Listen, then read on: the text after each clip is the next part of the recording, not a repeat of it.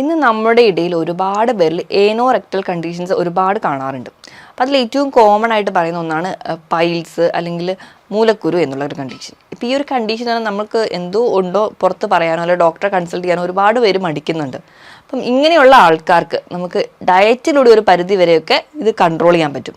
അപ്പം ആദ്യത്തെ ഒരു സ്റ്റേജ് അല്ലെങ്കിൽ ഇത് വരാൻ ചാൻസ് ഉള്ളവർക്ക് എങ്ങനെയായിരിക്കണം അവരുടെ ഭക്ഷണ നിയന്ത്രണം, അവർക്കത് എങ്ങനെയൊക്കെ മാറ്റാൻ പറ്റും, എന്തൊക്കെ കാര്യങ്ങൾ ശ്രദ്ധിക്കണം എന്നൊക്കെ നമുക്ക് ഈ വീഡിയോയിലൂടെ നോക്കാം. ഞാൻ ഡോക്ടർ പ്രിയ, കലോഞ്ചി ഡയറ്റിലെ മെഡിക്കൽ ഓഫീസറാണ്.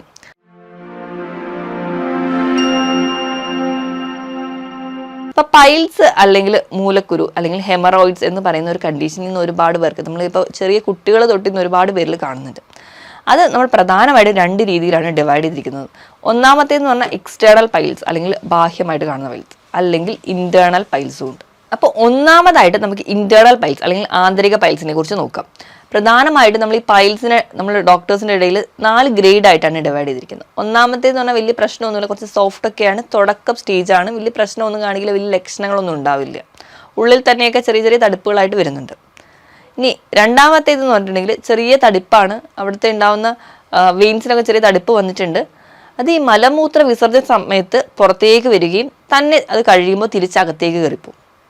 ഗ്രേഡ് 3 എന്ന് പറഞ്ഞാൽ മലമൂത്ര വിസർജന സമയത്തേക്ക് പുറത്തേക്ക് വരികയും പക്ഷെ തന്നെ അകത്തോട്ട് പോയില്ല, നമ്മൾ കൈവിരലുകൾ കൊണ്ട് പ്രസ് ചെയ്ത് അകത്തേക്ക് കയറ്റിയാൽ മാത്രമേ അകത്തോട്ട് പോകുള്ളൂ.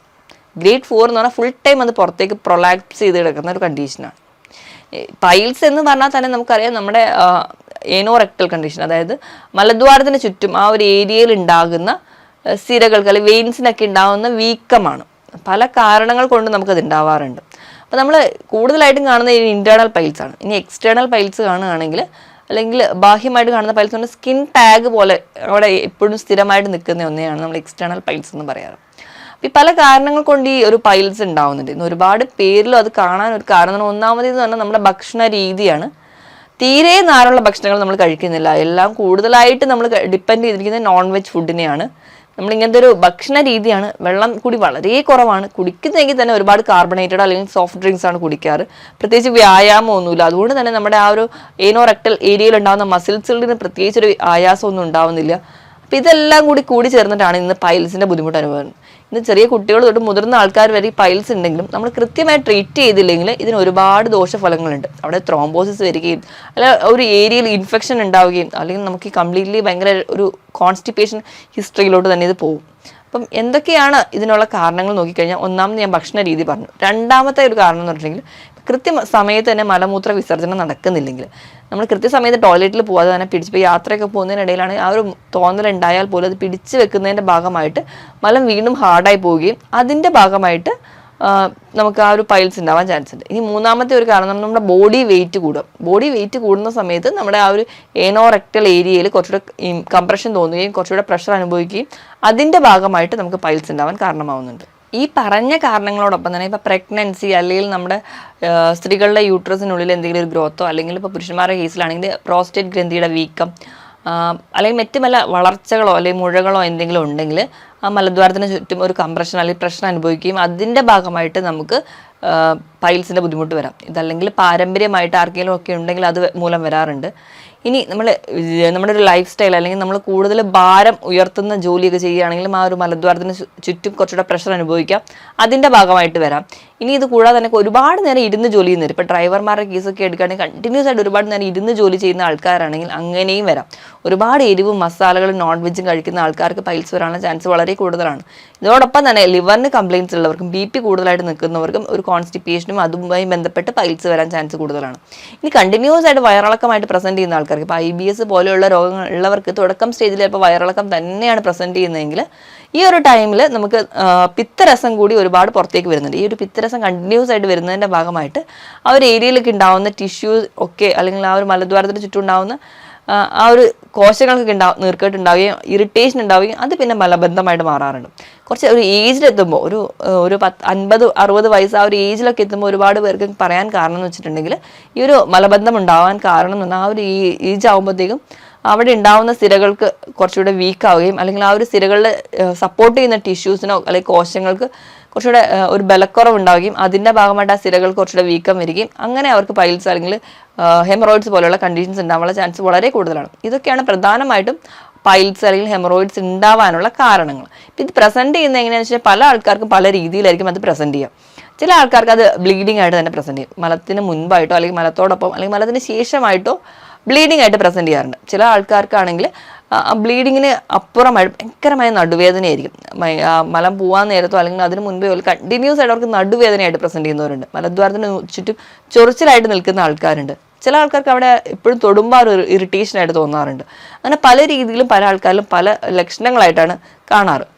അപ്പം ഇങ്ങനത്തെ ബുദ്ധിമുട്ടുകളൊക്കെ കാണുമ്പോൾ നമ്മളെപ്പോഴും നമുക്ക് പുറത്ത് പറയാൻ മടിയുള്ളതാണ്, ഒരു ഡോക്ടറെ കാണിക്കാൻ മടിയുള്ളത് കൊണ്ട് നമ്മൾ ചികിത്സിക്കാതിരിക്കും. പക്ഷേ ഈ കണ്ടീഷൻ നിന്ന് പോയി കഴിഞ്ഞാൽ അത് മറ്റ് പല കോംപ്ലിക്കേഷനിലോട്ട് എത്തും.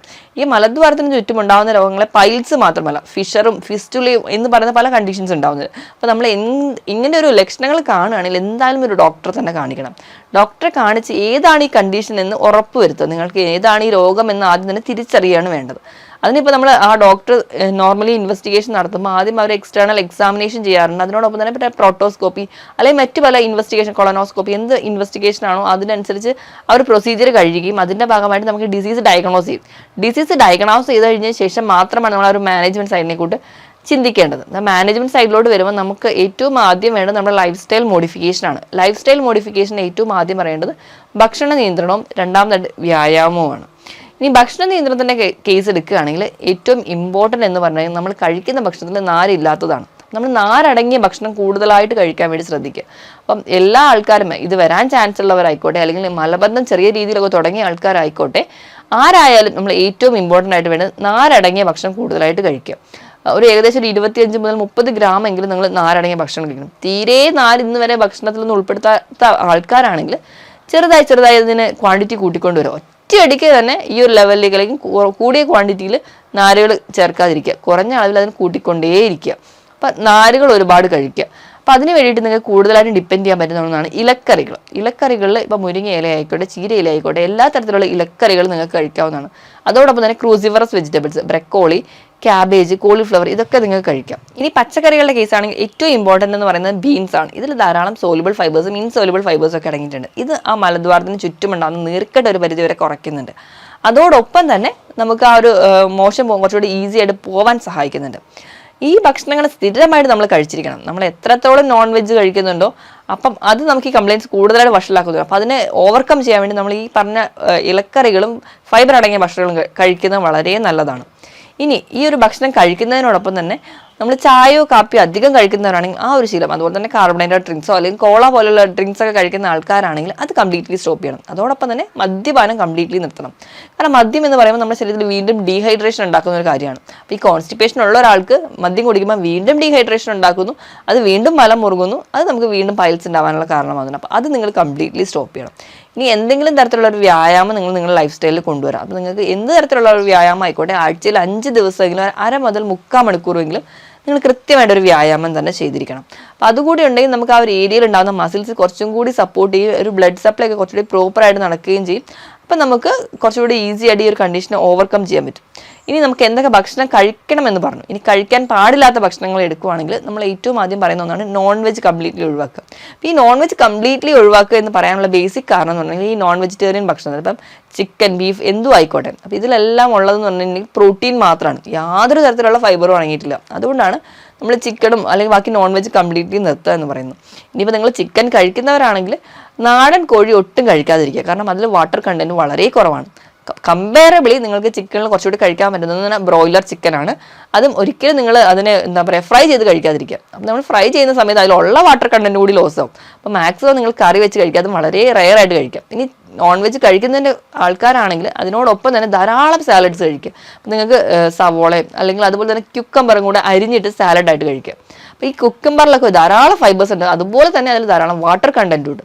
അപ്പോൾ നമുക്ക് കുറച്ചും കൂടി ഈ ഒരു മലബന്ധം ഓവർകം ചെയ്യാൻ പറ്റും. അപ്പോൾ ഈ വക സാലഡ്സ് എപ്പോഴായാലും എന്ത് നോൺ വെജിറ്റേറിയൻ ഫുഡ് കഴിക്കുകയാണെങ്കിലും ധാരാളം സാലഡ് കഴിക്കുക.